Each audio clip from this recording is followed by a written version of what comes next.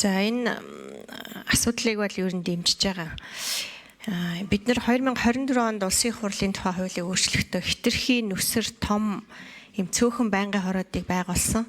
Тэгээ асуудлаа бараг хилцэж бардггүй амждаггүй мэрэгжлийн гэдэг агуулга нь бас зарим талаараа алдагтаад байгаа. Тийм учраас байнгын хороодыг буцаад одоо жоохон нэмээд мэрэгжлийн гэдэг тэр агуулга руу нөлөө оруулах нь зөв гэж би үзэж байгаа. Тэгээд одоо жишээл эдийн засгийн байнгын хороо бол бүхэлдээ Монголын банк санхүүгийн тогтолцоо одоо Монгол банк, арилжааны банк, санхүүгийн зохицуулах хороо, үндэсний статистикийн хороо гэд энэ бүх банк санхүүгийн тогтолцоон дээрээс гадна маш том салбаруудыг хилцээд байгаа.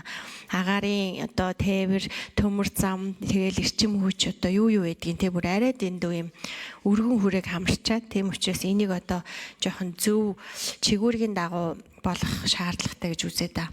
Гэхдээ их цэцэг гишүүнээ та одоо нөгөө их хурлын тухай хуульд нэмэлт өөрчлөлт оруулах ажлын хэсэг байгуулагдсан.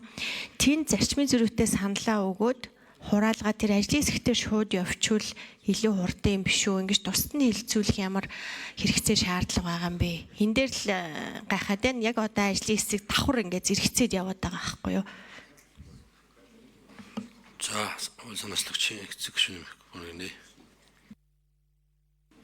За, ундрам гишүүндээ баярлалаа. Яг хэлж байгаа асуудлууд нь маш зүйтэй. Яагаад гэхээр бид нар цаашдаа бол ер нь аль болох нөгөө мэрэгжлийн ялангуяа энэ шинэ улсын хурл бол маш их одоо мэрэгжлийн одоо гишүүд их орж ирсэн учраас мэрэгжлийн чиглэл рүү ийм дэд хороотой болоод үйл ажиллагаагаа нэлээд наривсан байдлаар зохион байгуулж явах нь нэлээд үр дүнтэй байгаа гэж ингэж харж байгаа. Тийм ч учраас 76 гишүүн одоо ингээд маш зүйтэй асуудлаа гэж дэмжсэн байхаа гэж ингэж бодож байгаа. За, тийм нөгөө улсын хурлын тухай хуулийг шинжлэхтэй холбоотой ажлын байгууллагатай ингээ явж байгаа. Тэгээд тэрэн дээр бас яг уу би нөгөө энэ зэрэгцүүлээд хоёр хуулийг нэгтгээд хилцээ явах байх гэдэг үндснээс одоо ингээ хууль өргөн барьчихсан. Тэгээд одоо яг ингээ дэмжээ явах юм бол тэр хуультай нэгтгэхтэд ажлын хэсгээр хилцэхтэд ингээ явах байхаа гэж ингээ бодож байгаа. Бусдаар бол яг тэр хууль дээр бас зарчмын зөрүүтэй санал болгон гаргачихсан. Тэгвэл улсын хурлын дараа болон бусад хүмүүстэй зөвлөлтөөр яг нэгэнт ингээд 76 гишүүн гар үсэг сурсан тусдаа хууль ингээд явцсан учраас одоо төрийн байгуулалтаараа яваад хилцүүлээ цаашаа явах нь зүйтэй хаа гэдэг байсан ба.